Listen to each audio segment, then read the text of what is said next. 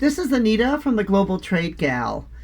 Today I want to talk about sourcing, and in particular global sourcing. I want to go through what I see as the top 9 benefits of globally sourcing your products overseas. Now, there are many reasons why a company may decide to source their products or buy their products overseas. But these 9 reasons are usually the top 9 reasons why I have seen. First one is that global sourcing can add value to products. No matter how cheap your production is, there are many products that you will never be able to compete with products coming in from overseas. That is just because they can produce it much cheaper than you ever can. So because of this, global sourcing can add value to your products. America instituted a lot of tariffs on products from China going into the United States. And one of the reasons why the tariffs were instituted was because they said, look, we want to bring jobs back to America. But the truth is that the tariffs didn't bring many jobs back to America. They brought jobs to Vietnam, they brought jobs to Indonesia, they brought jobs to India, they brought jobs to other places, but they didn't bring them back to America. Why? Because of the fact that America just doesn't have the manpower or doesn't have the factory set up to produce a lot of products that China was able to produce. So one of the first reasons why people will go overseas to produce their products is they want to be able to add value. It adds value to the products. Another one is that many of the products that are produced overseas do have superior workmanship and skill. Especially in my industry, the home decor industry, there are a lot of skills that people have overseas that we just do not have in America. There are products that they are producing which we do not produce in America. For example, one I can think of is basket weaving. Weaving and basket weaving and weaving by hand is a skill which people have had for centuries. But many Americans don't know how to weave a basket, nor are they interested to work in a factory that's hand weaving baskets. So this is an example of a skill which is much better to be used overseas, and for people to be producing this overseas than for them to producing it in America or Europe or another country like that. Many of the factories too that are overseas, people would be surprised if they went to see some of the factories and to see how effectively managed those factories are and their processes managed, how they've been able to streamline things to such a way that they've been able to be extremely competitive. This is especially true in China. Years ago when I first came to China, you saw the China factories. They were messy, they were inefficient, they had a lot of workers, people weren't really working. But all of that has really changed now. China has a lot of factories which are highly effective, which are very well managed, that are producing products at a very high rate. And so, that's why Asia continues to be one of these places where products continue to be manufactured. Many of these factories, they do not produce their own brand names, but they instead produce and manufacture designs only for their customers. So you wouldn't really know about these factories except, if you were in this industry, maybe you might know about them and that you have them produce something for you. This is why companies, major companies such as Nike, Reebok, and others, why they don't own the manufacturing, where they will go in and work with these factories, which are highly managed, that are extremely effective, and they will use them to help them produce their shoes or other things. Global factories too have the production capacity. In order for a factory to be able to operate, they must have the production capacity.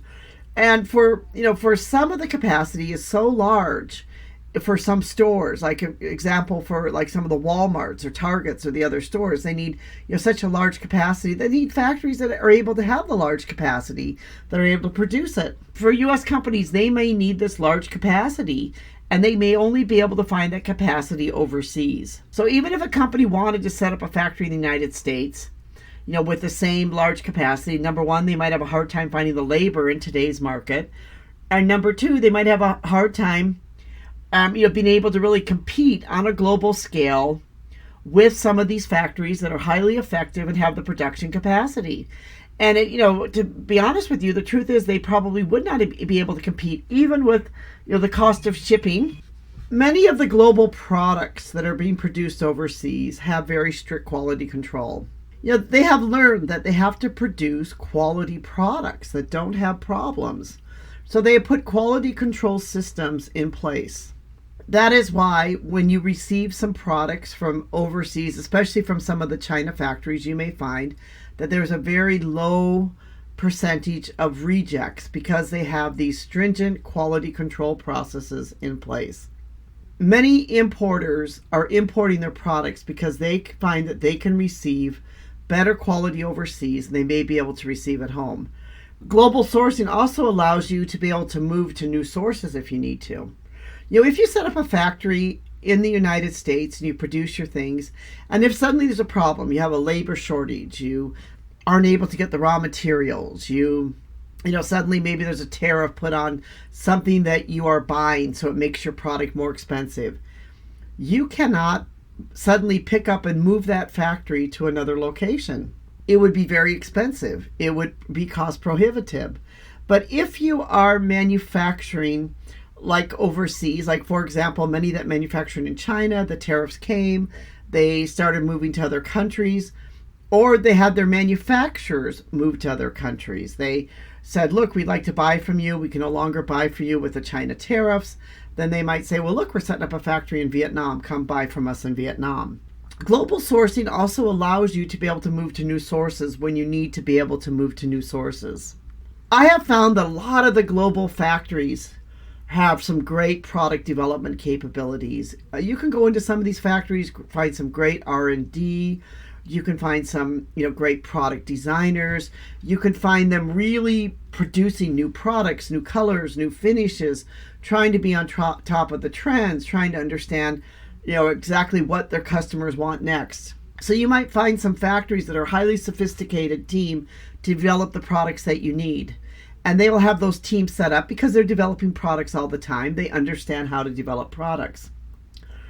One of the main reasons why a lot of people go to global sourcing is it helps them to be able to defer costs. Many importers, they will purchase their products globally as it allows them to be able to defer some cost onto the factory. For example, if there's a complaint, they have the factory pay for the complaint. If there's a problem with the product, they have the factory pay for that. So if there's some issues, the manufacturer will pay for that. And this allows the factories then to be able to defer the costs, where if they were manufacturing themselves, they'd have to swallow that cost. Another thing is that global sourcing allows you to have a streamlined business model. We have seen this specifically with Amazon and Amazon sellers and little individual sellers who have gone on to start to sell, many, many different types of products online. And that they have found that they're able to have a very streamlined business, maybe one, maybe two people, in the United States or Canada or Europe or somewhere else. And then they've been able to sell those products online and have somebody else warehouse them. They've been able to do the creation for them. And they've been able to do this all with very few people. And that's because of global sourcing, that somebody else is handling the production. Their factory might even help them with some of the shipping. The factory helps them with the quality control, or they have somebody else do the quality control. But it means that they're able to run a relatively large size business without a lot of people. I feel like despite the fact that people have kind of said, global sourcing's dead, manufacturing's going to come back to the United States or other places, this really has not happened because of the fact that there are a lot of reasons why people are still continuing to buy products overseas. I just do not see production of a lot of goods suddenly moving back to the United States or to Canada or to Europe or to another place like that. The reason is there's a lot of advantages and a lot of reasons why companies want to source their products globally. And these advantages and benefits will continue to be important to them in years to come. This is Anita from the Global Trade Gal. Thank you so much for listening. We hope you've enjoyed this podcast. If you have any questions or comments, we'd love to hear from you. We always love to hear from our listeners. We'd love to have a conversation with you if you're looking to be able to produce or manufacture any home decor products overseas. We'd like to thank our team, Rico in particular, who helps to make these podcasts possible. And we'd like to thank you, our listener.